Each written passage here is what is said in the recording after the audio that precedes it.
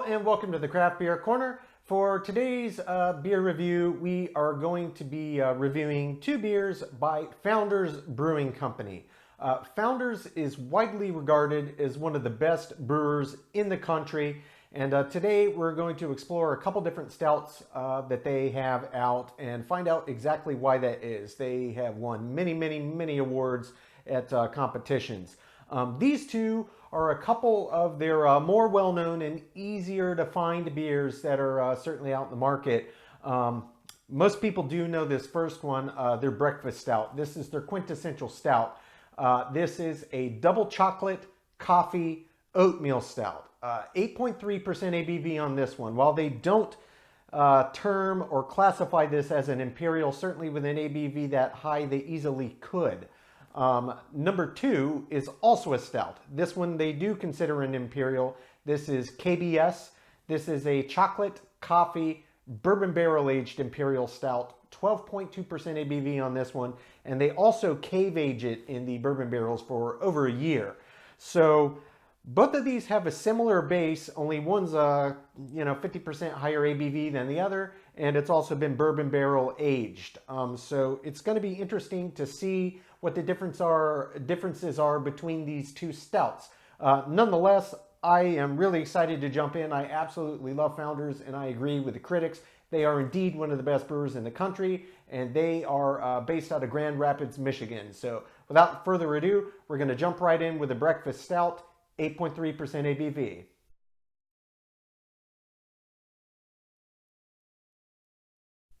Okay, so jumping right in with the Founders Breakfast Stout, double chocolate coffee oatmeal stout, 8.3% ABV on this one. This is a big stout to not have been categorized as imperial, but it does happen. Nonetheless, little label art here. It's kind of an old-timey looking picture of a young child eating a bowl of some breakfast. I presume it might even be oatmeal. It says Founders on it. That's about the extent of the label. Let's go ahead and get this poured in the glass. This is a thick stout, very dark. It's thick.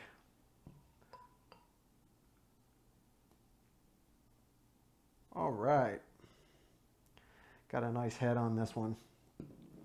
Holding this up to the light, this is absolutely pitch black. You cannot see light through this at all. Formed a really nice, tight, creamy head. After all, it is an oatmeal stout. That is to be expected, even being poured in your home, not on a draft, obviously, from a bar. Oatmeal, as we discussed an episode or two ago, is the main primary ingredient you can use in beer for head retention and head formation. It just does it better than anything. Nonetheless, let's give it a sniff. That has a really nice aroma. It's got a really nice mix of really everything that all the ingredients are bringing to the table. You can smell the chocolate. They say double chocolate. I believe it. It clearly has a lot of chocolate in there. You can smell the coffee. You can smell the roasted malts that go into the base stout, and you can smell the sweetness from the oatmeal. It's not a ridiculously pungent aroma, but when you get into the glass and you give it a good sniff, you can smell all of it and kind of gives you a good idea of what you're in for. It smells very rich, very decadent.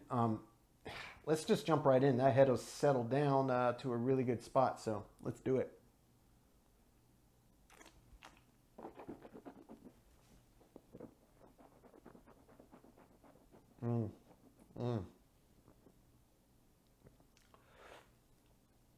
Oh, ho, ho. I have had this beer before, but it's been quite some time.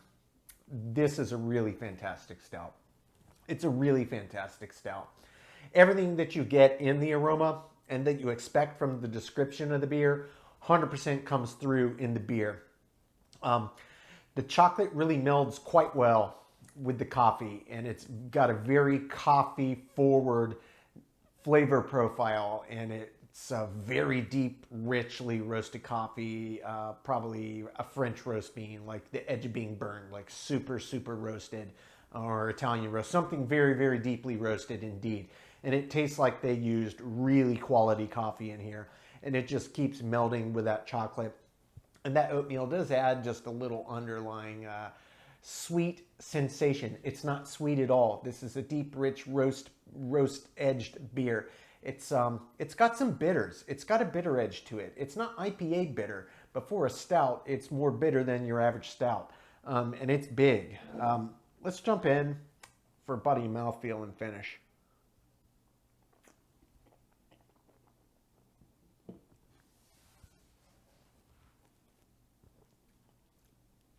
That's a medium heavy body. It's got a nice feel to it in the mouth. The mouthfeel is not overly viscous, but it's not watery either. The flavors are so strong that they linger around the palate, but the mouthfeel of it doesn't really give a sensation of sticking all around the mouth. And that same description of flavors where I was describing them, how they come in, it's got this slight kind of amalgam up front. It's a hodgepodge of everything. And then it opens up very richly into that deep, deep, rich coffee. And then the chocolate starts to come into play. It's kind of playing second fiddle to the coffee, but it's still exceptionally well balanced. The coffee is clearly the star of this beer. And I think they probably named it Breakfast Stout due to the heavy coffee edge to it. You know, it's the breakfast you can drink. It's got your coffee in it and it's liquid bread, so may as well go for it. That's just speculation, of course. But this is a really, really fine beer. This is an excellent, excellent stout. This is a great example of why people hold Founders in such high regard. This is just excellent, top-notch beer. I'm going to take my time and sip on this one while I work up my scores. And when we come back, we will jump into the KBS chocolate coffee bourbon barrel aged for over a year, cave aged Imperial Stout at 12.2% ABV.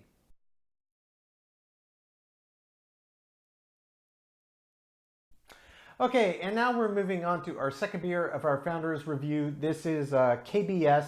This is a chocolate and coffee bourbon barrel and cave aged for greater than a year Imperial Stout. This one's 12.2% ABV, so just shy of 4% higher in ABV than the Breakfast Stout. So we're going to jump in and just pour this one. There's nothing particularly interesting about the bottle art there, just, you know, KBS, blah, blah, blah, and gives you a little description. So let's just get this poured right in. Ooh, that's very thick, very dark, very thick. If the Breakfast Stout was thick, this is even thicker. All right. Yeah, I can get it all in there. Perfect. Yeah, that formed a beautiful, beautiful head on it. All right, let's take a peek at this. Yet again, another stout that is picture perfect for an Imperial. I mean, this is absolutely pitch black. You cannot see a hint of light through it. Formed a beautifully creamy, luscious head. And I can tell you the aroma is so pungent, I can already smell it from here without even getting near it. But when you do get near it, you can really start to pick up all the aromas. I can smell the nice, deeply rich roasted base malts behind it. It smells really nice.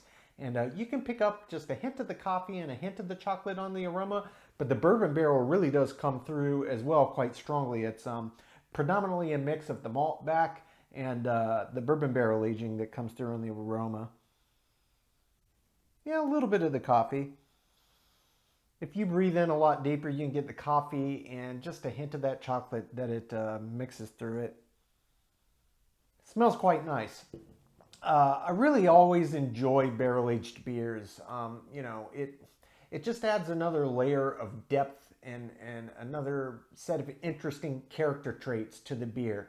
I love standard beer, but barrel-aged beers to me are just a little bit more special as a rule. You know, and not to say that non-barrel-aged beers are anyhow lesser beers than their barrel-aged counterparts, but barrel aging really does add just a whole nother level of depth of aroma and flavor, and certainly to the finish and the balance to the beer. This head is settled down enough now. It's got some beautiful cling to the sides, and this is just looking still just beautiful and creamy. That's a wonderful head poured at home, not on a tap at a bar. So let's jump right in.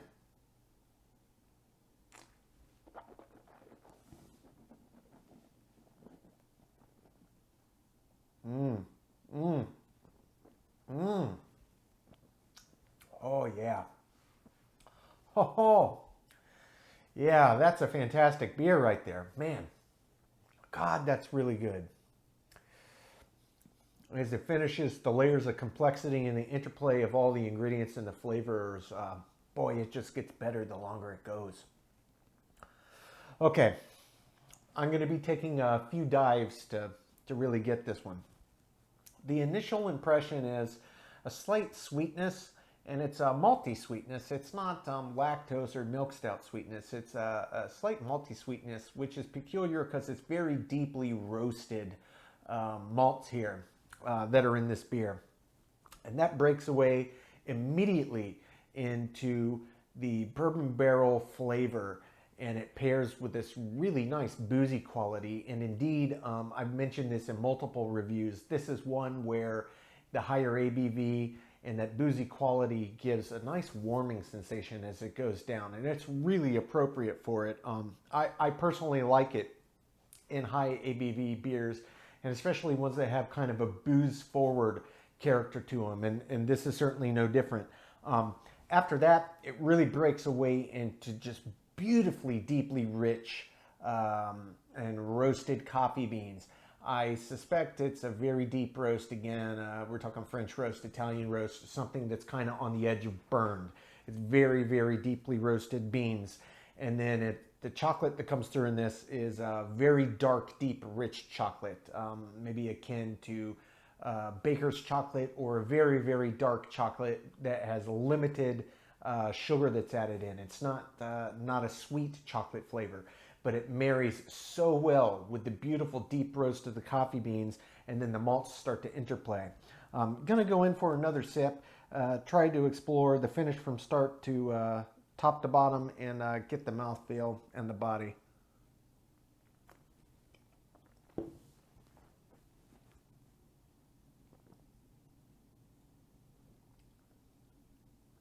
The body is medium heavy. It's a little lighter than I expected for 12.5%. The mouthfeel is super smooth, super creamy. It's got a wonderful, wonderful mouthfeel. It's got a little viscosity to it. It's not overtly viscous. It's not thick, it's not sticky, it's not jammy.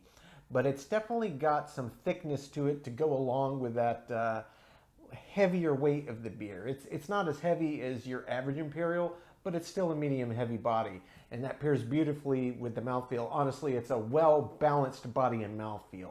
They work in tandem, and really lets the flavors linger around the palate so you can really explore this finish, which there's so many layers of complexity here. I've got to go in for one more dive to get this finish right.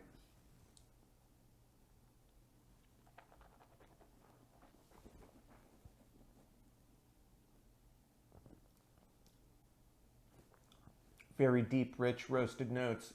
Opens up into a big, big mouthful of that bourbon barrel back and this boozy nature. And then the coffee beans and the chocolate come to the forefront, and they start to mix with the bourbon barrel and that boozy quality. And the bourbon barrel absolutely does impart really nice, like dark brown sugar, kind of torched like a creme brulee or a culinary torch, and vanilla. That starts to come through. That's clearly imparted from the barrels. And then it just almost has an even mix that just peters off from the top of the bell curve all the way to the end. So it's an even mix of very deep, richly roasted malt, deep, richly roasted coffee bean, rich dark chocolate, that bourbon essence, and that boozy quality, and that little hint of vanilla that rides in. The dark brown sugar really dissipates once you get to the top of the bell curve, and it starts the downward trend of the finish. But this is beautiful. This is just a beautiful, beautiful Imperial Stout. This is really what I think of in my brain when I think of an Imperial Stout, and particularly if it's been barrel aged.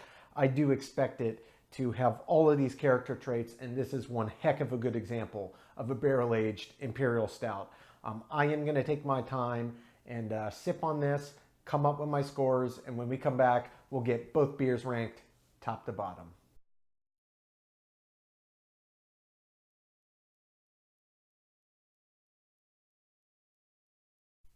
Okay, now that we've gotten to sample and enjoy both of these beers, we're going to get them ranked top to bottom. Starting with the Founders Breakfast Stout, this is a double chocolate coffee oatmeal stout, 8.3%. Again, Founders is based out of Grand Rapids, Michigan. Okay, starting with the aroma. The aroma on this was just okay.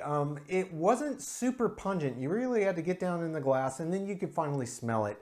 But it didn't overwhelm me. It was just average. It gets a 5. For the taste was really quite nice. It was pretty much exactly as advertised.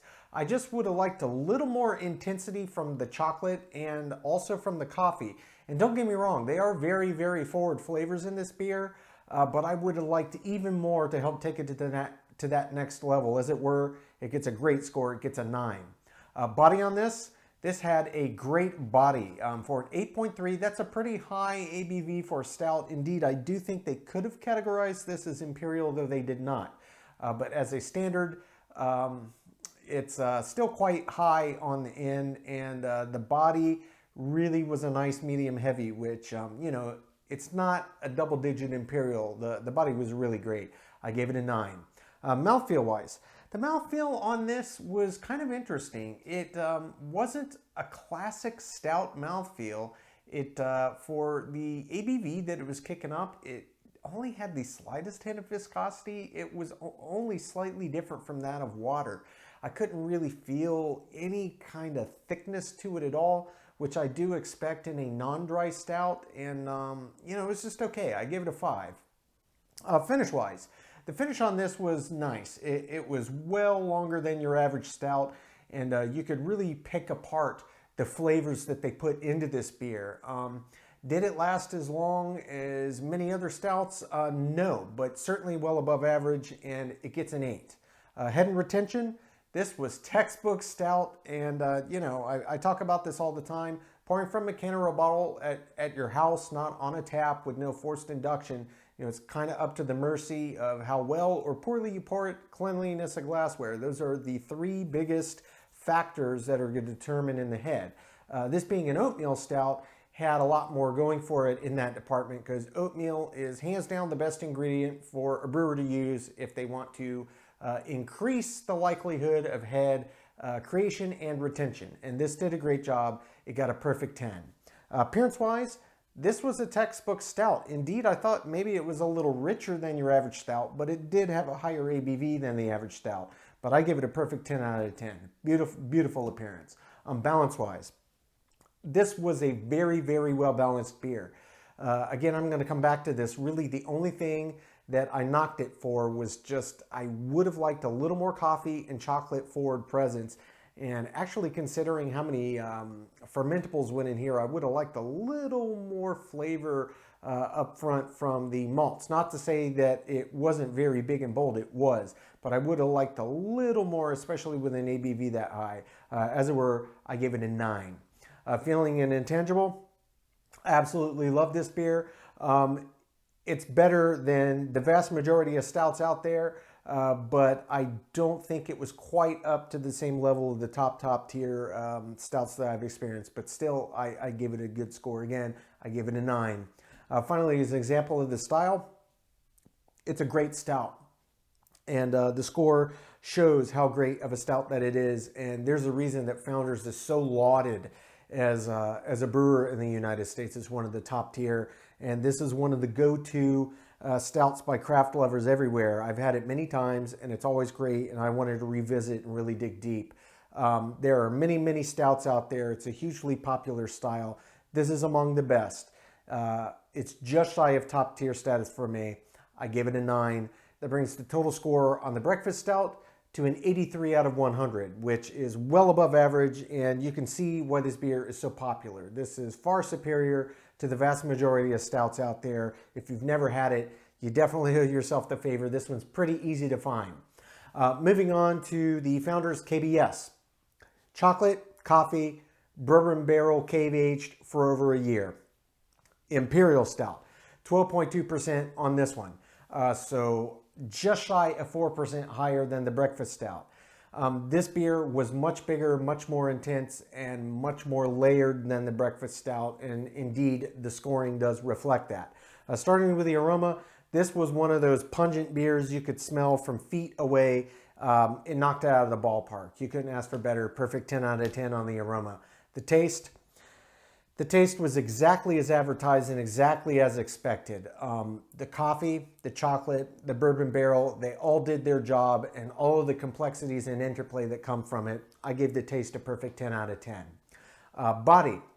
For 12.2% ABV Imperial Stout, I actually would have expected it to be quite a bit bigger than it was. It was medium heavy.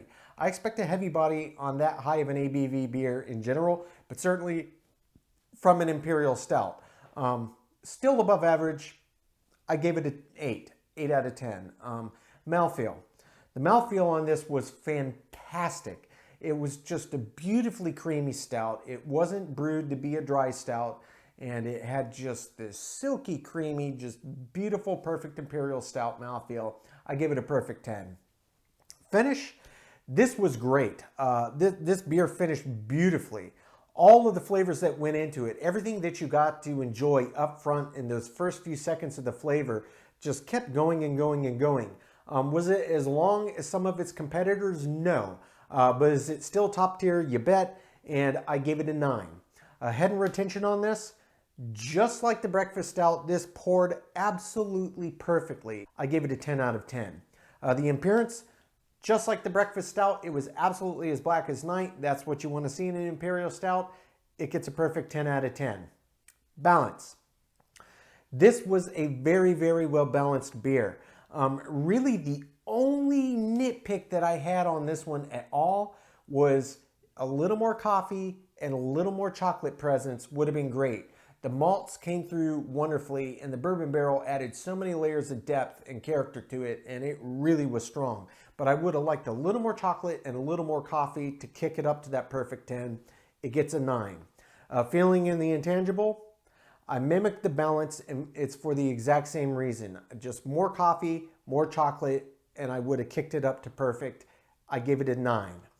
Finally, as an example of the style, yet again, just like with the breakfast stout, there were just a couple little minor gripes holding it back from getting that perfect 10, and it was just a little more forward nature in the coffee and the chocolate.